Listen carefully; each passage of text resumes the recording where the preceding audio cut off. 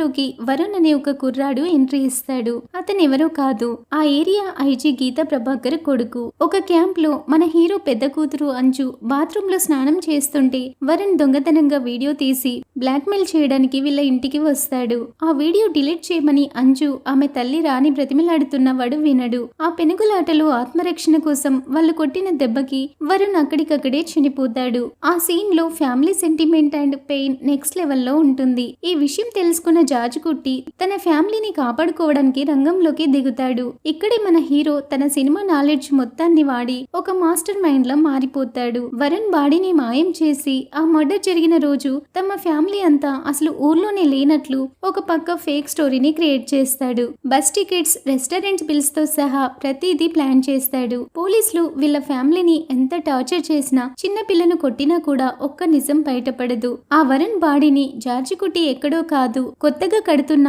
Police station floor కిందే పూడ్చిపెడతాడు. ఆ గొడవ జరిగి 6 ఏళ్లవుతుంది. ఇలా దృశ్యం పార్ట్ 1 ఎండ్ అవుతుంది. ఇప్పుడు దృశ్యం పార్ట్ 2లో ఏం జరిగిందో చూద్దాం. ఆ గొడవ జరిగి 6 ఏళ్లవుతుంది. మన జార్జికుట్టి ఇప్పుడు కేబుల్ ఆపరేటర్ కాదు, ఒక theatre owner, cinema producer. Family అంతా సెటిల్ అయినా కూడా ఎప్పుడు ఏ పోలీసుడు వచ్చి పట్టుకుంటాడోనన్న భయం వాళ్ళని వెంటాడుతూనే ఉంటుంది. పోలీసులు ఊరుకుంటారా? ఒక ఐజీ కొడుకుని చంపి ఎంచక్క తిరుగుతున్నాడని జార్జికుట్టి మీద కక్ష కట్టి మళ్ళీ కేస్ రీఓపెన్ చేస్తారు. ఈసారి అండర్ కవర్ లో పోలీసులను హీరో ఇంటి చుట్టూ పెట్టి పక్కాగా స్కెచ్ వేస్తారు. ఇక్కడే ఒక కొత్త ట్విస్ట్. 6 ఏళ్ల క్రితం జార్జికుట్టి ఆ పోలీస్ స్టేషన్ లో బాడీని పూడ్చిపెడుతున్నప్పుడు జోషు అనే ఒక దొంగ చూస్తాడు. వాడిప్పుడు పోలీసులకు దొరికిపోయి ఆ నిజం మొత్తం కక్కేస్తాడు. పోలీసులు వెంటనే వెళ్లి ఆ పోలీస్ స్టేషన్ ఫ్లోర్ ని తవ్వి వరుణ్ స్కెల్టన్ ని బయటికి తీస్తారు. దానితో జార్జికుట్టి ఫ్యామిలీ అరెస్ట్ అవుతుంది. ఇక వీళ్ళకి జైలు శిక్ష కన్ఫర్మ్ అని అందరూ ఫిక్స్ అయిపోతారు. కోర్టులో డిఎన్ఏ రిపోర్ట్స్ వస్తాయి. ఆ స్కెల్టన్ డిఎన్ఏతో వరుణ్ డిఎన్ఏ మ్యాచ్ అవ్వదు. అసలు ఏం జరిగిందంటే పోలీసుల కంటే ముందే మన జార్జికుట్టి ఫ్యూచర్ గురించి ఆలోచించి శ్మశానంలో పనిచేసే పత్రోస్ కి హెల్ప్ చేసి అక్కడున్న వేరే స్కెల్టన్ ని తెచ్చి వరుణ్ బాడీ ఉన్న చోట మార్చేస్తాడు. దానితో ఇలా పోలీసులు మళ్ళీ ఫూల్స్ అవుతారు. ఫైనల్ గా మన హీరో ఒక మంచి తండ్రిగా వరుణ్ తల్లిదండ్రుల దగ్గరికి వెళ్లి వాళ్ళ కొడుకు అస్థికలు ఇచ్చేసి మా ఫ్యామిలీని కాపాడుకోవడానికి నేను ఒక పాపిలా మారాను, దయచేసి ఇక మమ్మల్ని వదిలేయండని ఎమోషనల్ గా అడిగి అక్కడి నుంచి వెళ్లిపోతాడు. ఇలా దృశ్యం 1, 2లలో తన తెలివితో పోలీసులకి చుక్కలు చూపించిన మన జార్జికుట్టి ఇప్పుడు దృశ్యం 3లో ఎలాంటి ప్రాబ్లమ్స్ ఫేస్ చేశాడు, తన ఫ్యామిలీని ఎలా కాపాడుకున్నాడనేది ఈ రోజు ఈ వీడియోలో చూద్దాం. ఓపెనింగ్ సీన్ లోనే పార్ట్ 2 అయిపోయిన ఒక 5-6 ఏళ్ల తర్వాత మన జార్జికుట్టి ఫ్యామిలీని చూపిస్తారు. మన హీరో ఒక థియేటర్ ఓపెన్ చేసి వాళ్ళ ఫ్యామిలీ లైఫ్ లో జరిగిన ఆ వరుణ్ కేస్ ఇన్సిడెంట్స్ ని బేస్ చేసుకొని ఒక సినిమా తీసి రిలీజ్ చేస్తాడు. ఆ సినిమా కాస్త బ్లాక్ బస్టర్ హిట్ అవుతుంది. ఎక్కడ చూసినా ఆ సినిమా గురించి టాక్ అన్నమాట. తన సినిమా సక్సెస్ అయిన ఆనందంలో మన హీరో ఫ్యామిలీ అంతా కలిసి థియేటర్ బయటికి వస్తుంటారు. అప్పుడే ఒక ప్రెస్ లేడీ మన హీరో దగ్గరికి వస్తుంది. ఈమెనే ఈ స్టోరీలో ఒక ఇంపార్టెంట్ క్యారెక్టర్, తన్ని గుర్తు పెట్టుకోండి. ఆమె డైరెక్ట్ గా వచ్చి మీ ఫ్యామిలీకి జరిగిన స్టోరీనే సినిమాగా తీశారు కదా, ఆ కేసులో మీకు ఎలాంటి సంబంధం లేదని కోర్టు చెప్పింది. కానీ సినిమాలో మాత్రం వేరేలా చూపించారు. దీని వెనుక ఉన్న మీ ఇంటెన్షన్ ఏంటని లాజిక్ గా అడుగుతుంది. దానికి మన హీరో చాలా కూల్ గా మా ఫ్యామిలీ చేయని తప్పుకి పోలీసులు మమ్మల్ని ఇరికించాలని చూశారు, మేము ఎలాగోలా బయటపడ్డాం. ఆ స్టోరీ ఇంట్రెస్టింగ్ గా ఉన్న సినిమా కోసం కొంచెం చేంజెస్ చేసి రిలీజ్ చేశాను. మూవీ బాగా ఆడుతుందని సింపుల్ గా ఆన్సర్ ఇచ్చి తన ఫ్యామిలీని తీసుకొని ఇంటికి వెళ్ళిపోతాడు. కానీ ఆ ప్రెస్ లేడీకి మాత్రం వీడు ఇన్ని సంవత్సరాలు పోలీసుల కళ్ళు కప్పి ఇప్పుడు అదే కథతో సినిమా తీసి డబ్బులు కూడా సంపాదిస్తున్నాడని తనకి చాలా కోపం వస్తుంది. ఆ వరుణ్ కేస్ కి సంబంధించి ఏ చిన్న ప్రూఫ్ దొరికినా తమ ఛానల్ టీఆర్పీ రేటింగ్ పెరిగిపోతుందని హీరోకి తెలియకుండా వాళ్ళ ఫ్యామిలీని ఫాలో అవ్వడం స్టార్ట్ చేస్తుంది. ఇంకోవైపు మన హీరో పెద్ద కూతురు అంజు ఆ వరుణ్ కేస్ వల్ల తను ఎంతలా ఎమోషనల్ గా సఫర్ అయిందో మన అందరికీ తెలుసు. ఒక మిడిల్ క్లాస్ పేరెంట్స్ కి తమ కూతురు అలా భయపడుతుంటే చూసి ఎంత పెయిన్ ఉంటుందో అర్థం చేసుకోవచ్చు. కానీ ఇప్పుడు ఒక సైకియాట్రిస్ట్ హెల్ప్ తో మెల్లిమెల్లిగా ఆ ట్రామా నుంచి బయటపడి నార్మల్ అవుతోంది. జార్జికుట్టి అతని వైఫ్ కలిసి ఎలాగైనా తమ కూతురికి ఒక మంచి సంబంధం చూసి పెళ్లి చేయాలని ఎంతో హోప్ తో బ్రోకర్స్ తో మాట్లాడడం స్టార్ట్ చేస్తారు. ఒక 4-5 బ్రోకర్స్ వస్తారు. కానీ అందులో ఒకరు మాత్రమే వీళ్ళ ఫ్యామిలీకి అంజుకి సెట్ అయ్యే కరెక్ట్ సంబంధాలు చూపిస్తుంటాడు. మిగతా వాళ్ళంతా డబ్బుల కోసం ఫేక్ సంబంధాలు తెస్తుంటారు. అలా ఒక మంచి అల్లుడి కోసం, కూతురి లైఫ్ సెటిల్ చేయడం కోసం జార్జికుట్టి కుట్టి పడే ఆరాటం, ఆ ఫ్యామిలీ ఎమోషన్స్ చాలా న్యాచురల్ గా ఉంటాయి ఫ్రెండ్స్. అసలు ఈ సినిమా మెయిన్ పాయింట్ కూడా ఇదే. ఒకవైపు ఇంట్లో ఇలా కూతురి పెళ్లి సంబంధాల హడావిడి జరుగుతుంటే, మరోవైపు మన జార్జికుట్టి తీసిన సినిమా బ్లాక్ బస్టర్ హిట్ అవడంతో ఎక్కడ చూసినా అదే వైరల్ అవుతుంటుంది. అప్పుడే హీరో దగ్గర పిఏగా పనిచేసే ఒకతను వస్తాడు. ఇతను ఎవరో కాదు, పార్ట్ 2లో హీరోకి హెల్ప్ చేసిన ఆ సెక్యూరిటీ గార్డే. ఆ గొడవలో గవర్నమెంట్ జాబ్ పోగొట్టుకుని ఇప్పుడు హీరో దగ్గరే పిఏగా చేస్తూ, సార్ సినిమా హిట్ అయింది కదా, ఇంకో సినిమా తీద్దామని క్యూట్ గా ఇరిటేట్ చేస్తూ ఐడియాలు ఇస్తుంటాడు. ఇదంతా ఒకవైపు జరుగుతుంటే మన దృశ్యం సినిమా హిట్ అయిందన్న న్యూస్ ఎక్కడో ఫారెన్ లో సెటిల్ అయిపోయిన వరుణ్ పేరెంట్స్ గీతా ప్రభాకర్ అలాగే తన హస్బెండ్ వరకు కూడా చేరిపోతుంది. వరుణ్ ని కోల్పోయిన ఆ పెయిన్ నుంచి గీతా ప్రభాకర్ ఇంకా బయటపడలేదు. ఆ షాక్ లోనే ఉండిపోతారు. తన హస్బెండ్ ఏమో తన వైఫ్ ని ఆ బాధలో నుంచి బయటపడాలని ఎంత ట్రై చేసినా తన మనసులో మాత్రం కొడుకును చంపిన ఆ ఫ్యామిలీ ఇంకా హ్యాపీగా బ్రతుకుతుంది కదా అన్న కసితో ఆ పగతో రగిలిపోతూనే ఉంటారు. సరే, ఇప్పుడు మరోవైపు కథ ఏంటంటే, జార్జికుట్టి ఎంతో కష్టపడి తీసిన ఆ సినిమాని ఎవరో ఆన్లైన్ లో పైరసీ చేసి పెట్టేస్తారు. ఈ ఇష్యూని క్లియర్ చేయడానికి మన హీరో ఐజీ ఆఫీస్ కి వెళ్తాడు. అక్కడ మన జార్జికుట్టి వరుణ్ కేసులో ఇన్వాల్వ్ అయిన ఒక రిటైర్డ్ పోలీస్ ఆఫీసర్ ని కలుస్తాడు. ఆయన చాలా మంచోడు, జార్జికుట్టికి సపోర్ట్ చేసే టైప్. ఆయన మన హీరో దగ్గరికి వచ్చి, మీ ఫ్యామిలీ గురించి మీ గురించి నాకు బాగా తెలుసు. ఆ రోజు మీ ఫ్యామిలీని కాపాడుకోవడానికి మీరు చేసిన ఆ పని కరెక్టే. ఆ సిచ్యువేషన్ లో ఎవరైనా అదే చేసేవారని చాలా జెంటిల్ గా అంటాడు. ఆ మాట విన్న మన జార్జికుట్టి ఏమీ మాట్లాడు. ఎందుకంటే ఆ కేసుకి సంబంధించిన అసలు నిజం ఎవరికీ తెలియకూడదనే పాయింట్ మీద అతను చాలా స్ట్రిక్ట్ గా ఉంటాడు. ఆ రిటైర్డ్ పోలీస్ తన నంబర్ ఇచ్చి ఏదైనా హెల్ప్ కావాలంటే అడగమని చెప్తాడు. ఇంటికి వచ్చాక మన అంజుకి సంబంధాలు చూడడం మళ్ళీ మొదలవుతుంది. ఈసారి ఒక ఫ్యామిలీతో పెళ్లి ఫిక్స్ అయిపోతుందనుకునే టైంలో ఆ ఫ్యామిలీకి ఎవరో ఫోన్ చేసి జార్జికుట్టి ఫ్యామిలీ ఒక హత్య కేసులో ఉన్నారు, పైగా ఆ అమ్మాయికి మెంటల్ గా ప్రాబ్లమ్స్ ఉన్నాయని చెప్తారు. దీంతో ఆ పెళ్లి సంబంధం ఆగిపోతుంది. అప్పుడే మన హీరోకి క్లియర్ గా అర్థమవుతుంది, ఈ వరుణ్ కేస్ మ్యాటర్ ఇప్పటికీ ఎక్కడో ఒక దగ్గర క్లోజ్ అవ్వలేదని, ఎవడో ఒకడు మన ఫ్యామిలీని నాశనం చేయాలని కసిగా ఉన్నాడని, వాడు ఎవరో కనుక్కోవాలని ఫిక్స్ అవుతాడు. అలా చూస్తుండగానే ఒక హస్బెండ్ అండ్ వైఫ్ జార్జికుట్టిని కలవడానికి వస్తారు. వాళ్ళెవరో కాదు ఫ్రెండ్స్, పార్ట్ 2లో జార్జికుట్టి వరుణ్ బాడీని పోలీస్ స్టేషన్ లో దాచిపెట్టినప్పుడు దాన్ని కళ్ళతో చూసిన ఆ జోషు అండ్ అతని వైఫ్ వీళ్ళే కదా పార్ట్ 2లో కోర్టులో హీరోకి వ్యతిరేకంగా సాక్ష్యం చెప్పింది. ఇప్పుడు వీళ్ళు హీరో దగ్గరికి వచ్చి, ప్లీజ్ మమ్మల్ని క్షమించండి, ఆ కేసులో మీకు వ్యతిరేకంగా సాక్ష్యం చెప్పినప్పటి నుంచి మా లైఫ్ లో అస్సలు ప్రశాంతత లేదు, ఏ బిజినెస్ చేసినా నష్టమే, దేవుడి దగ్గర అడిగితే మీ ఫ్యామిలీని ఇబ్బంది పెట్టినందుకే ఇలా జరుగుతుందని చెప్పారు, మమ్మల్ని క్షమించండి ఏడుస్తారు. కానీ మన జార్జికుట్టి కోపం పెంచుకోకుండా, అయ్యో జోష్, నేను మీకు థ్యాంక్స్ చెప్పాలి, మీరు అప్పుడు ఏం చూసారో అదే కోర్టులో చెప్పారు, ఒక రకంగా మీ వల్లే కేసు రీఓపెన్ అయి కోర్టులో క్లియర్ అయి ఇప్పుడు మేము హ్యాపీగా ఉన్నాం, మీకు ఏదైనా డబ్బు అవసరం ఉంటే అడగండి, నేను హెల్ప్ చేస్తానని తనని జైలుకి పంపాలని చూసిన వాళ్ళకి హెల్ప్ చేస్తాడు. మన జార్జికుట్టి స్వభావమే అది. ఇలా జోషు వెళ్ళిపోయాక కథలో ఇంకో కొత్త క్యారెక్టర్ శ్రేయ అనే ఒక అమ్మాయి మన హీరోని కలవడానికి వస్తుంది. ఆ శ్రేయ ఎవరో కాదు, పార్ట్ 2లో వరుణ్ బాడీ ప్లేస్ లో ఇంకో బాడీని పెట్టడానికి మన జార్జికుట్టికి స్కెల్టన్ తెచ్చిచ్చిన ఆ గ్రేవ్ డిగ్గర్ పత్రోస్ ఉన్నాడు కదా, వాడి కూతురే ఈ శ్రేయ. తన ఫ్యామిలీని కాపాడినందుకు మన హీరో ఆ పత్రోస్ కి ఇల్లు కట్టించి ఈ అమ్మాయి చదువుకి మొత్తం హెల్ప్ చేస్తాడు. ఇప్పుడు ఆ పత్రోస్ కి హెల్త్ బాగోక మంచానికి పరిమితమయ్యాడు. శ్రేయకి పెళ్లి ఫిక్స్ అవడంతో మేము ఈ రోజు ఇలా ఉన్నామని థ్యాంక్స్ చెప్పడానికి వస్తుంది. దానికి మన హీరో, మీ నాన్న చేసిన హెల్ప్ ముందు ఇదంతా నథింగ్ అమ్మా, హ్యాపీగా ఉండని చాలా ఎమోషనల్ గా బ్లెస్ చేసి పంపిస్తాడు. ఒకవైపు తనకి హెల్ప్ చేసిన వాళ్ళకి హీరో ఇలా సెటిల్ చేస్తుంటే, మరోవైపు హీరో వల్ల ఎఫెక్ట్ అయిన వాళ్ళు పగతో రగిలిపోతున్నారు. అసలు మన అంజు పెళ్లి సంబంధాలు ఎందుకు ఆగిపోతున్నాయో తెలుసుకోవాలని మన హీరో డిసైడ్ అవుతాడు.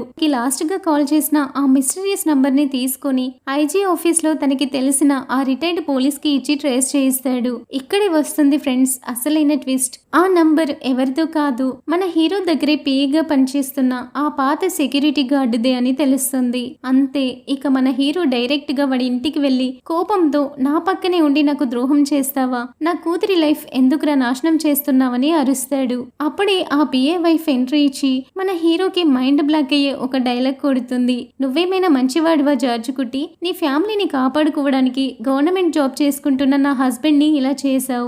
జాబ్ పోయి నా హస్బెండ్ సూసైడ్ అటెంప్ట్ చేశాడు. ఆ షాక్ లో నా కూతురికి కూడా మాటలు పడిపోయాయి. నీ ఫ్యామిలీ సేఫ్టీ కోసం మా ఫ్యామిలీని నాశనం చేసి ఇప్పుడు వాడికి పిఏ జాబ్ ఇచ్చి కవర్ చేద్దాం అనుకుంటున్నావా? ఆ పగతోనే నీ కూతురు పెళ్లిళ్ళు చెడగొట్టామని ఫైర్ అవుతుంది. ఇక జార్జి కుట్టికి చాలా బాధేస్తుంది. తన కూతుర్ని కాపాడుకోవడానికి తను వేసిన మాస్టర్ ప్లాన్ వల్ల ఇంకో ఫ్యామిలీ ఇంత ఘోరంగా బలైపోయిందని ఫుల్ గిల్టీ ఫీల్ అవుతాడు. ఆ ఎమోషనల్ పెయిన్ తోనే ఇంటికి వచ్చి తన వైఫ్ రాణితో అంటాడు, ఇప్పటిదాకా ఫారిన్ సంబంధాలు వద్దనుకున్నాను, కానీ మన వల్ల చాలా మంది ఎఫెక్ట్ అయ్యారు. ఇక్కడే ఉంటే మన కూతురికి ప్రాబ్లమ్స్ వస్తూనే ఉంటాయి. ఎంత త్వరగా అయితే అంత త్వరగా ఫారిన్ సంబంధమైనా పర్లేదు, అంజుకి పెళ్లి చేసేద్దామని అంటాడు. మన హీరో ఫారిన్ సంబంధానికి ఒప్పుకోవడంతో రాణి ఫుల్ హ్యాపీగా ఫీల్ అవుతుంది. ఇలా వీళ్ళిద్దరూ రాత్రిపూట మాట్లాడుకుంటున్నప్పుడు స్టోరీలో మళ్ళీ ఒక చిన్న సస్పెన్స్ ఎలిమెంట్ స్టార్ట్ అవుతుంది. అలా ఆ రోజు నైట్ రాణి నాకు అరటి తోటలో ఎవరో టార్చ్ లైట్ వేసుకుని తిరుగుతున్నట్లు అనిపిస్తుంది,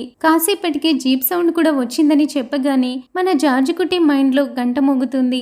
వెంటనే ఆ రాత్రి లేచి టార్చ్ తీసుకొని తన అరటి తోటలోకి వెళ్తాడు. ఎందుకంటే వరుణ్ కేసు ఇంకా క్లోజ్ అవ్వలేదని, తన ఫ్యామిలీని మళ్ళీ ఇరికించడానికి ఎవడో మాస్టర్ స్కెచ్ వేస్తున్నాడని అతనికి ఆల్రెడీ అర్థమైపోయింది కదా. ఆ తోటలో ఎవరు తిరిగారని వెతకడం మొదలు పెడతాడు. అలా వెతుకుతున్నప్పుడు అక్కడ ఒక చోట రీసెంట్ గా తవ్వి పూడ్చినట్లు ఒక గొయ్యి కనిపిస్తుంది. ఈ గొయ్యి ఎవరు తవ్వారు, ఎందుకు తవ్వారని జార్జి కుట్టి చుట్టుపక్కల అంతా వెతుకుతాడు. ఎవరు కనిపించకపోయేసరికి ఆ గొయ్యిని అలాగే కవర్ చేసి ఇంటికి వచ్చేస్తాడు. ఒక పక్క మన హీరో అసలు ఇది ఎవడి పని ఉంటుందని బుర్రలు బద్దలు కొట్టుకుంటుండే, ఇంకోవైపు డైరెక్టర్ ఆ సస్పెన్స్ ని రివీల్ చేస్తాడు. ఫ్రెండ్స్, ఆ గొయ్యి తవ్వింది ఎవరో కాదు, సహదేవన్. గుర్తుందా, పార్ట్ 1 లో జార్జి కుట్టి దెబ్బకి యూనిఫామ్ ఉద్యోగం పోగొట్టుకున్న ఆ dangerous police officer. Varun case వల్ల తన కెరీర్ ని నాశనం చేసిన జార్జి కుట్టిని సర్వనాశనం చేయాలని ఏళ్ల తరబడి పగతో రగిలిపోతున్నాడు వాడు. ఆ తోటలో గొయ్యి తవ్వి అక్కడే నిలబడి జార్జి కుట్టి ఇంటి వైపు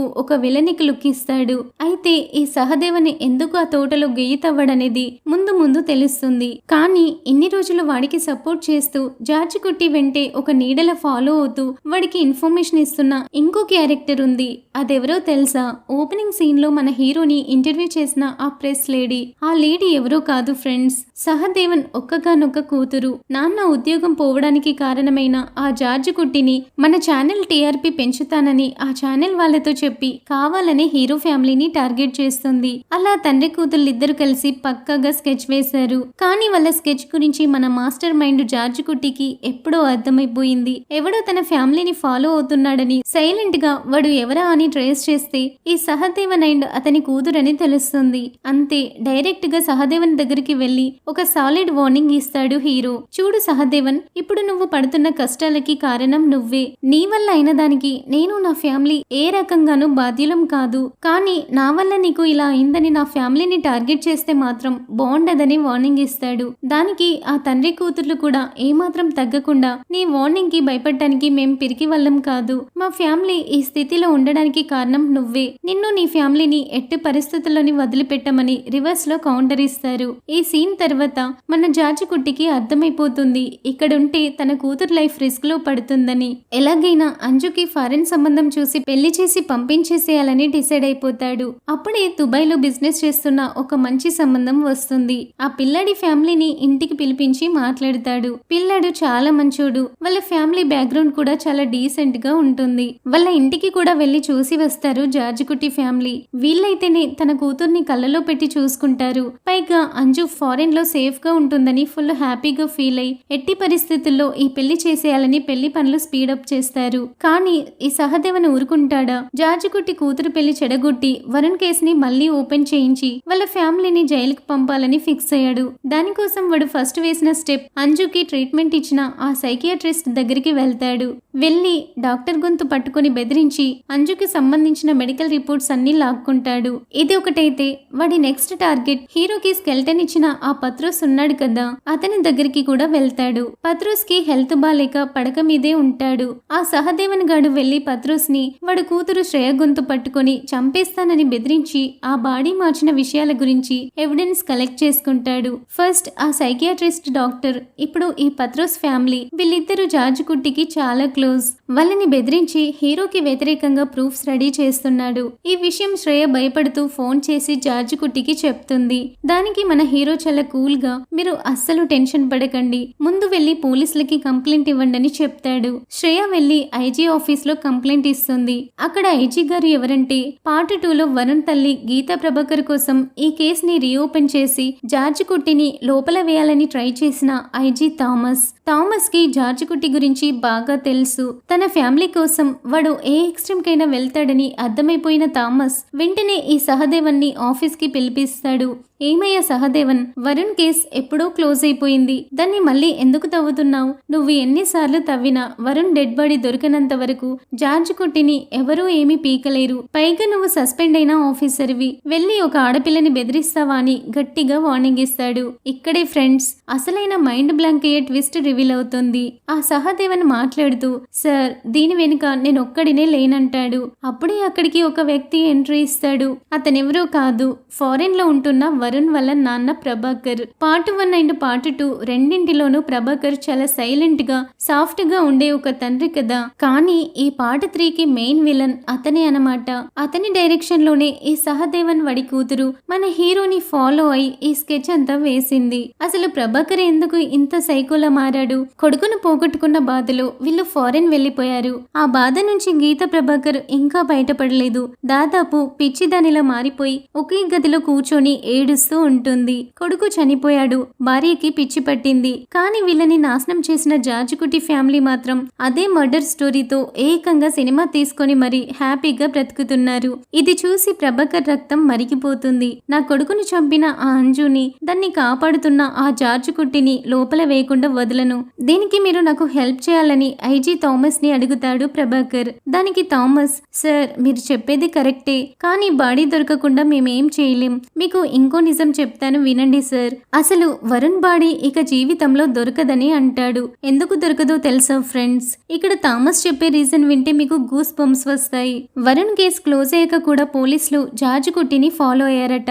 అప్పుడు వాడు ఏకంగా 35 లీటర్ల యాసిడ్ కొన్నాడు. వాడికున్న 4 ఎకరాల రబ్బర్ తోటకి నెలకు కేవలం 4 లీటర్ల యాసిడ్ సరిపోతుంది. కానీ వాడు 35 లీటర్లు ఎందుకు కొన్నాడు? వరుణ్ బాడీని ఎముకలని మొత్తం యాసిడ్ లో కరిగించేయడానికి. అసలు ఈ రేంజ్ లో స్కెచ్ వేస్తాడని ఎవ్వరూ ఊహించుండరు. ఈ కేసులో జార్జ్ కుట్టిని శిక్షించడం ఇంపాసిబుల్ అని థామస్ చెప్తాడు. కానీ ప్రభాకర్ ఏ మాత్రం తగ్గడు. వరుణ్ కేసు లేకపోయినా పర్లేదు, వాళ్ళని నాశనం చేయడానికి మా దగ్గర ఇంకో మాస్టర్ ప్లాన్ ఉంది. దాన్ని వర్కౌట్ చేయాలంటే ముందు ఆ అంజు పెళ్లి ఆపాలని చెప్తాడు. ఇంకోవైపు వీళ్ళందరూ కలిసి తన ఫ్యామిలీకి ఏదో చేయబోతున్నారని మన జార్జ్ కుట్టికి కూడా డౌట్ వచ్చి ఎంత త్వరగా వీలైతే అంత త్వరగా తన కూతురికి ఆ దుబాయ్ వాళ్ళతో పెళ్లి చేసి ఫారెన్ పంపించేయాలని పెళ్లి పనులు స్పీడప్ చేస్తాడు. కానీ ప్యారలల్ గా ఈ సహదేవన్ గాడు అంజుకి సైకలాజికల్ గా ప్రాబ్లం ఉందని ఆ డాక్టర్ దగ్గర లాక్కున్న మెడికల్ రిపోర్ట్స్ తీసుకొని ఆ పెళ్లిని ఆపడానికి కోర్టులో స్టే ఆర్డర్ తీసుకురావడానికి వెళ్తాడు.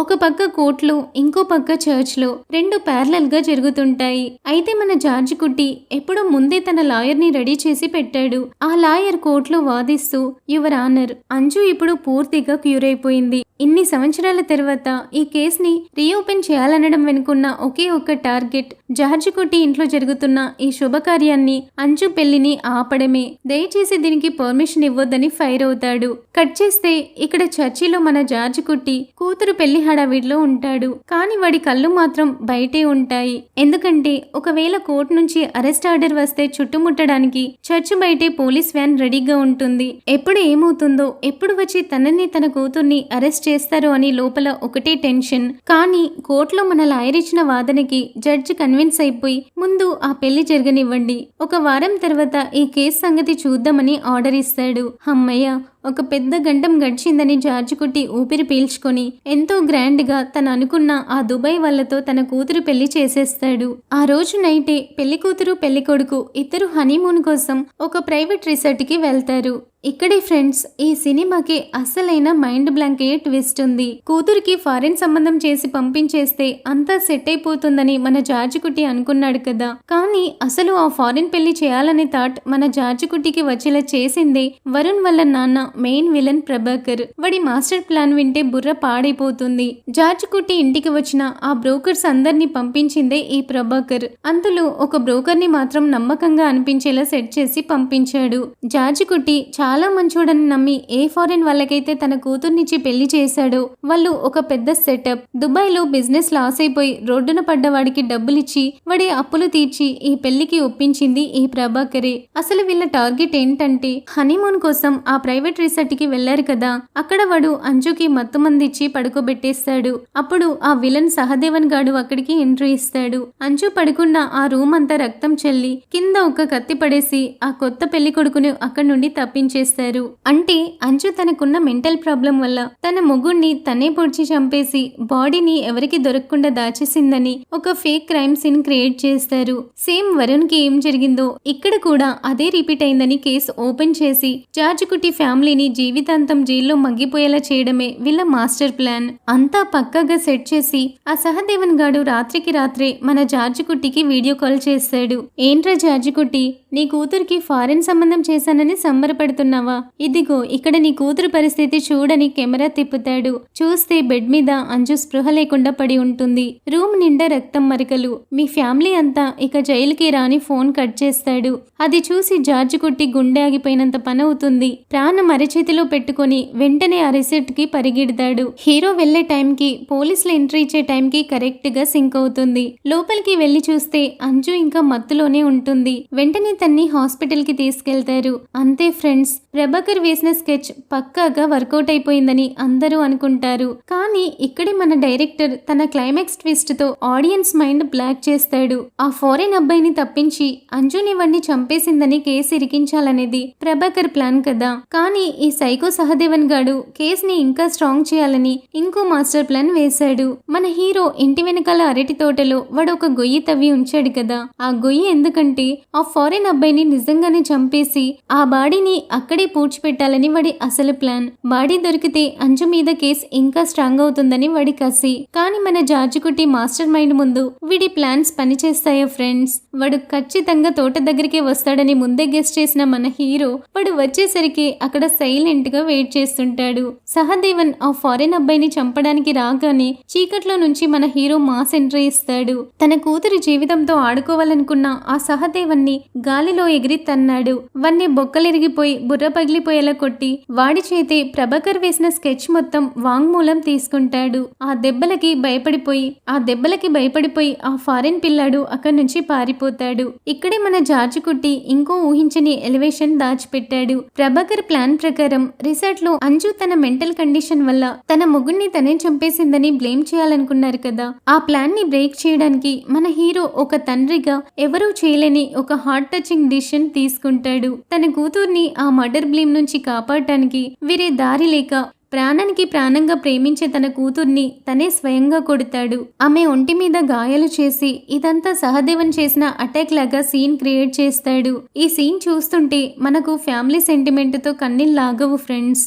ఒక తండ్రి తన ఫ్యామిలీ కోసం ఎంత ఎక్స్ట్రీమ్ కి వెళ్తాడో చూస్తే మనసు పిండేస్తుంది. హాస్పిటల్లో కళ్ళు తెరిచిన అంజు ఇదంతా సహదేవన్ చేశాడని పోలీసులకి స్టేట్మెంట్ ఇస్తుంది. అన్ని వైపుల నుంచి మన హీరోకి వ్యతిరేకంగా స్కెచ్ వేసిన ప్రభాకర్ సహదేవన్ ఇప్పుడు అడ్డంగా బుక్ అయిపోతారు. మన హీరో చేతిలో వాళ్ళిద్దరిని జీవితాంతం జైల్లో పెట్టించే సాలిడ్ ఎవిడెన్స్ ఉంటుంది. అయినా సరే మన జార్జ్ కుట్టి తన లాయర్ ని తీసుకుని ఐజీ థామస్ దగ్గరికి వెళ్తాడు. సార్, వీళ్ళు ఇదంతా ఎందుకు చేస్తున్నారో నాకు తెలుసు. నేను చేసింది తప్పే. వరుణ్ హత్య కేసులో అన్ని ఆధారాలతో నేను కోర్టులో సరెండర్ అవుతాను. నాకు కనీసం 5 ఏళ్లు జైలు శిక్ష పడేలా చేయండి కానీ అని ఒక వార్నింగ్ ఇస్తాడు. మళ్ళీ వీళ్ళు నా ఫ్యామిలీ వైపు గాని నా కూతురు వైపు గాని కన్నెత్తి చూస్తే వీళ్ళ ప్లాన్స్ కి సంబంధించిన పక్కా ప్రూఫ్స్ నా దగ్గర ఉన్నాయి. వీళ్ళని కుక్కల్ని కొట్టినట్టు కొట్టి లోపల వేయిస్తాను. అప్పుడు నన్నెవరూ ఆపలేరని ఐజీకి ప్రభాకర్ కి క్లారిటీగా వార్నింగ్ ఇచ్చి వెళ్తాడు. వెళ్లే ముందు తన ఫ్యామిలీని పిలిచి, చూడండి, దీని ఎండింగ్ ఇలాగే ఉంటుందని నేను ముందే చెప్పాను. మనం ఒక హత్య చేసాం, దాన్ని దాచాం. ఎప్పటికీ ఇలా పారిపోతూ బ్రతకలేం. ఈ కేస్ ఇక్కడితో క్లోజ్ అవ్వాలి. నేను తిరిగి వచ్చేంత వరకు మీరు స్ట్రాంగ్ గా ఉండాలని ఒక ఎమోషనల్ ఫ్యామిలీ సెంటిమెంట్ తో ధైర్యం చెప్పి కోర్టులో సరెండర్ అవుతాడు. ఇంకోవైపు ఐజీ థామస్ ప్రభాకర్ ని పిలిచి, ప్రతిసారి జార్జ్ కుట్టిని తక్కువ అంచనా వేస్తున్నాం కానీ వాడు మన ఊహకందని రేంజ్ లో స్కెచ్ వేసి మనల్ని ఓడిస్తున్నాడు. ఇక వాడి జోలికి వెళ్లడం మనకే డేంజర్ అని గట్టిగా చెప్పి పంపిస్తాడు.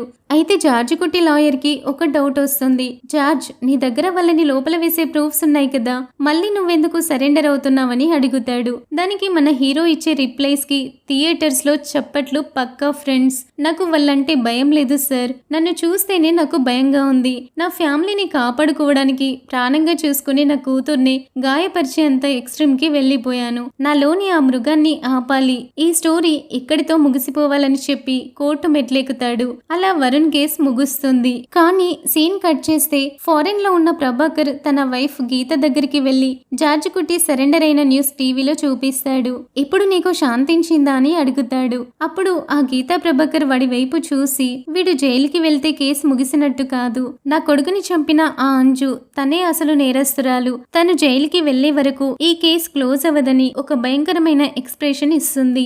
దృశ్యం 4 కి ఒక పక్క మాస్ లీడ్ ఇచ్చి ఇక్కడ సినిమాని ఎండ్ చేస్తారు ఫ్రెండ్స్. నిజంగా ఈ స్టోరీ, ఆ ట్విస్టులు, ఆ ఫ్యామిలీ ఎమోషన్స్ వేరే లెవెల్ కదా. ఈ దృశ్యం 3 స్టోరీ నరేషన్ మీకు నచ్చిందని అనుకుంటున్నాను. సరే, మీకోసం మళ్ళీ చిన్నగా క్లారిటీగా ఎక్స్ప్లెయిన్ చేస్తాను. ప్రభాకర్ అంటే వరుణ్ వల్ల నాన్న.